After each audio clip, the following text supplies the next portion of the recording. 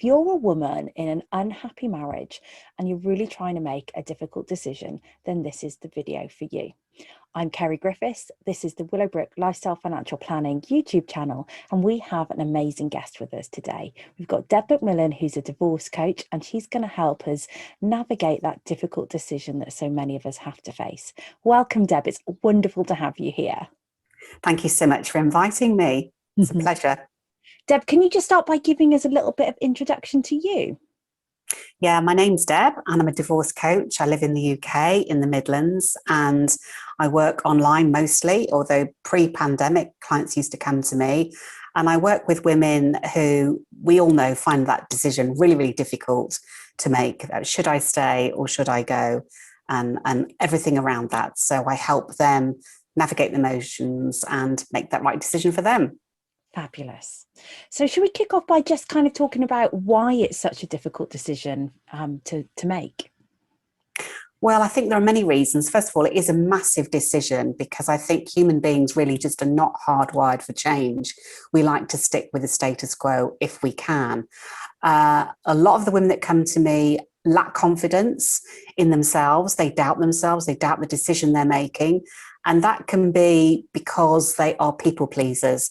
Yeah. They've perhaps been people pleasers all the way through their life and they find themselves in a marriage and they're so busy thinking about the children and their husband and they find it very difficult to put themselves first in their own lives. So, and sometimes, well, I say sometimes, quite often, there are reasons in their childhood as well. So if someone's showing up lacking confidence and finding that decision and feeling completely overwhelmed, it's likely there are some traumas and some issues that have happened in their childhood that have made them feel, I can't do this. It's too big a decision.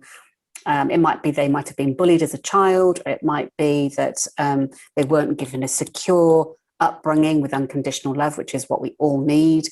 And then it just gets triggered in their marriage and they think, gosh, I've never lived on my own. How can I manage spiritually, emotionally, mentally? And it becomes just a big mountain that they don't know how they're going to get over. So it's a kind of combination of all those reasons that makes it very difficult for them. It's huge. It is huge. Yeah. When you talk about kind of those massive factors that are coming into play, it's no wonder that women get so stuck in this decision. What can help them move forward, Deb? What I find really helps them is to reconnect them to who they really are. And I think a lot of women become lost. They lose themselves. What I've alluded to before is the focus on the family rather than on themselves. So we go back to basics and I get them to tell me a little bit about some of their strengths, things that they've achieved in the past, and get them to just focus their mind on all of those positive aspects that relate to them. The fact that they may have secured a really difficult job, they may have gone traveling on their own, the fact they've brought up children. There are lots of factors that are positive in their own life, and I get them to refocus their mind, and I use some really nifty mindset techniques to help shift their focus. So it goes from I can't do this to I can, because I know deep down in here I am a courageous person. So that's that. Yeah, it's some mindset techniques and reconnecting them to a stronger part of them and building on their resilience, basically. Do they always decide that leaving is then the right thing to do? I would say most clients that come to me, by the time they've decided, actually, I need to come and talk to Deb, I need a divorce coach, I would say they're 80% made up in their own mind. It's just that little bit of courage that they need to build on. And it's hard kind of facing up to, yes, I do need to go. There are some that decide that they can make a go of it in their marriage, but that's in the minority. Yeah. I think mostly by the time they've got to coming to a divorce coach, it'll have been brewing up for at least a year, if not longer, because as I say, we as human beings will do everything we can to move away from pain and move away from change and try and make it work. Why would we want to have this massive, very difficult event to go through, which is kind of, it's quite crucifying for everybody involved. Why would we do that if we can make it work? And so, yeah, I think that most people, by the time they come to me, they know deep down inside that they know the answer. And I believe all clients have inside of them, they know the answer. It's just that it gets layered with lots of fearing, I can't do this. Who am I to live on my own? That's what other people do. And all those kind of stories that we work through and process, so they come back to realizing, actually, I can. I mean, they may still be scared because you can't sugarcoat it. It's scary, but they can do it in spite of the fear. Yeah, that makes sense. So if you're a woman watching this today, what kind of things could you do to help yourself navigate this? I would say to do some journaling and some self-inquiry. I get my clients to use journaling. It's basically just getting a notebook and using a pen and helping them get rid of a lot of that overwhelm in their heads and put it down on paper.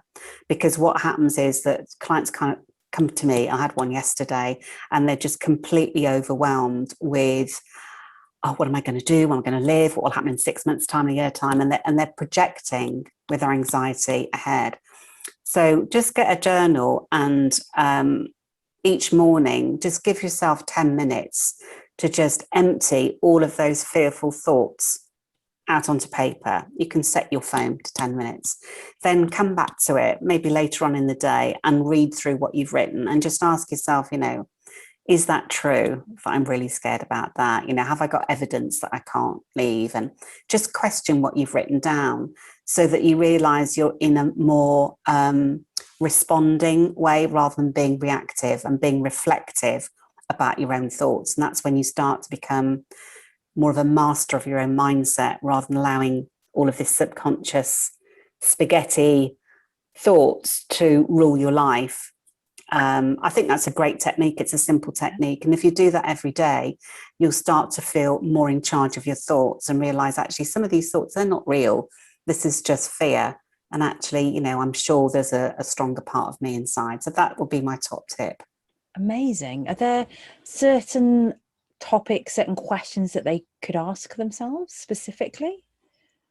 I like my clients to challenge themselves, so they could put a topic, how I know that I am brave deep down inside. Mm-hmm. And that's quite a challenging question. But if they set themselves, 10 minutes to have some quiet time and really look back over the things that they've done in the past. It might be they took themselves off to university, or they applied for a job in spite of the fear, or, they might have gone up in a helicopter, and all sorts of things where they'll collect and gather evidence about being brave. Because I think a lot of clients don't see themselves that way. They see themselves as weak, or a failure, or not a success. That's another good question, how I know I am a success. I'm a success in my own life. By, shifting your mind to thinking about the positives and looking for evidence to prove that that statement is true, helps them bring them back into a better mindset, a more positive mindset, where they can say, well, I've achieved all of these things in the past. So maybe this step, this leap I'm going to make is not too big a leap. I love that. So they're challenging their own thoughts. So I love that. So it's kind of a process of, first of all, brain dump and getting the overwhelm out, kind of all the stuff that's running around your head, get it down, run it through. Yeah. That could take a few weeks, I imagine, to kind of really get it all out. And then kind of the reflection of kind of challenge as you read back through your notes. Is that really true? What's the reality? Is that fear? And then kind of the next step, a process around kind of like how I know I'm brave, how I know I'm successful, how I know I can do this, kind of that stage as well. Okay, that's super useful. Are there certain types of women that you find where this is more of an issue? Having this difficult decision, you mean, to make? Yeah. Yeah, and I liken them to clones of me, which is why I do what I do.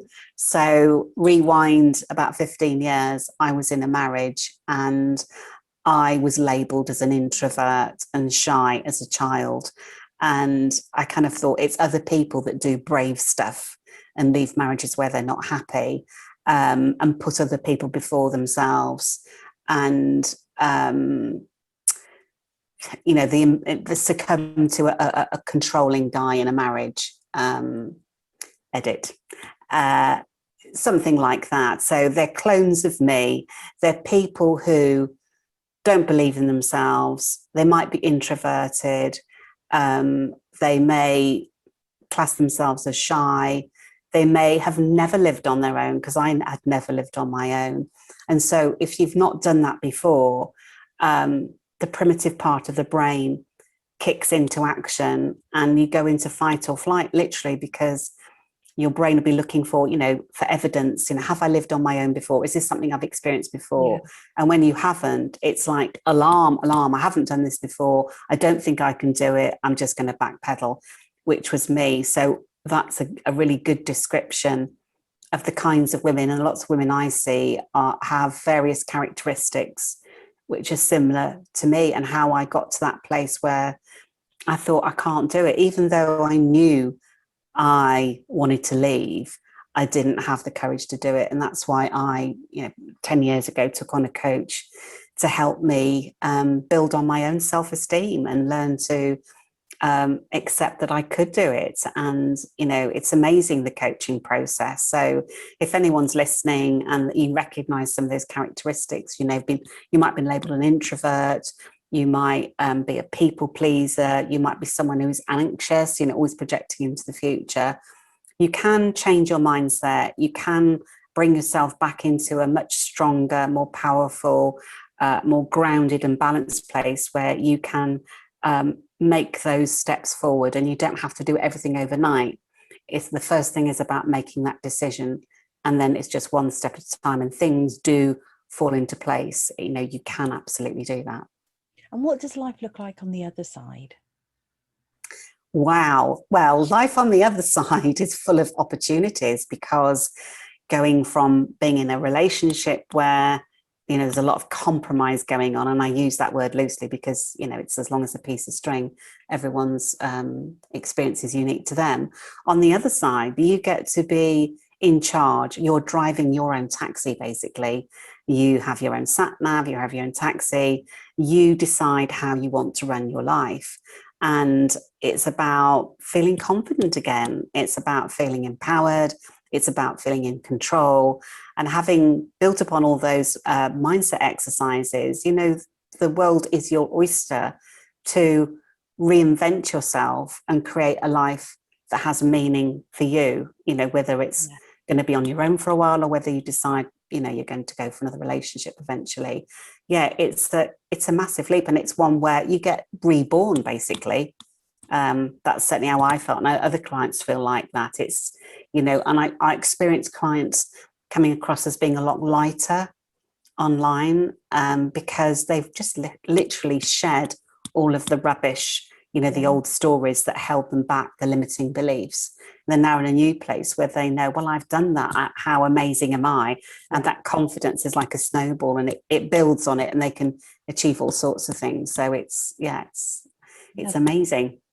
I often say it's like the reset button. So you said reborn, and I say the reset button, a chance to pause and to establish a life that is full of meaning for you, kind of with real experience. And kind of, we get to a stage in life, I think, where we have more depth and understanding of what's important to us, to be able to picture that, which we didn't necessarily have when we started out on the journeys that we went on. So absolutely.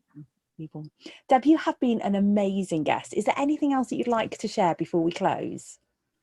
Well, I'd just like to share, if anyone's listening and they are really keen to get in touch and they want to have a 30-minute free session, a getting to know you chat, then I offer those to anybody who's in that situation, who is perhaps feeling, for me, the marriage is over, but I haven't got the courage to do it. I'm really scared and overwhelmed by the thought of it. You can get in touch with me. Am I allowed to share my details? I'm going to put them in the links below. So they're in the links below. Yeah, just be there, and they can click on you, find you. All your links will be there. Yeah, so just get in touch. As you can see, I don't bite. You'll have an opportunity to share everything, and you'll be amazed how much we can cover in that half an hour. You'll feel so much better by the end of that. Thank you, Deb. That's wonderful. You've been an amazing guest, and looking forward to catching up with you soon. Thank you so much. Thanks to everyone who's been listening along. Stay tuned. There'll be more videos to come every Wednesday. See you soon.